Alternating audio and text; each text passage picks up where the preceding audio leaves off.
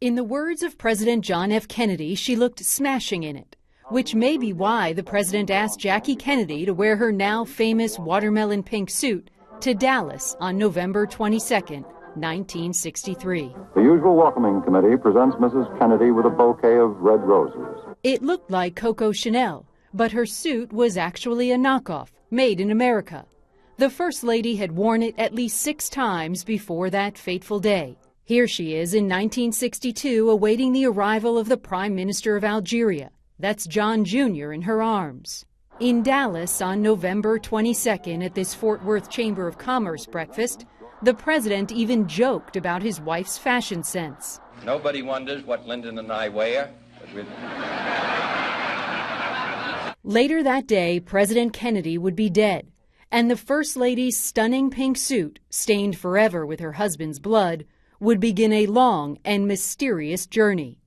When aides suggested she change her clothes after the shooting, she refused. Philip Sheenan wrote a book about the Kennedy assassination. Her remark, and I think she made it more than once, is, "No, I'm going to leave these clothes on. I want them to see what they have done." Hours later, Mrs. Kennedy continued to wear the suit during the emergency swearing in of Lyndon Johnson as president. That whole scene is obviously just surreal. She arrives in the cabin in Air Force One in these clothes covered with the president's blood and expected to stand there and witness the swearing in of her husband's successor. Mrs. Kennedy was still in her suit when she arrived later that evening at Andrews Air Force Base in Maryland, where she received her husband's body. The president's brother at her side in the middle of the night. Once at the White House, her personal maid put the suit in a bag so Mrs. Kennedy wouldn't have to look at it.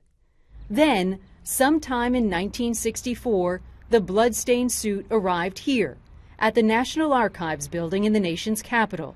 It came in a box along with a handwritten note from Jackie Kennedy's mother on her personal stationery. It read simply, "Jackie's suit and bag, worn November 22, 1963. All this time, Mrs. Kennedy's pink suit has been forbidden from public view and will likely stay that way for a very long time.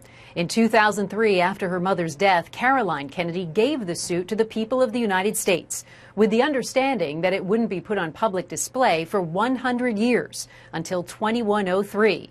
And even then, the Kennedy family must be consulted before any attempt is made to display the suit, all in effort to avoid sensationalizing that horrible act.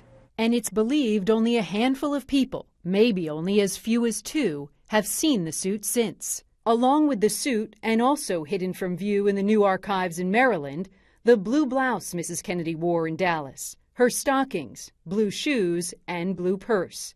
What they don't have is the First Lady's pink pillbox hat. The hat is a mystery. The hat apparently goes to the Secret Service initially, and the Secret Service turns it over to Mrs. Kennedy's private secretary, and then it disappears. It has not been seen since. The archive is making every effort to preserve the suit.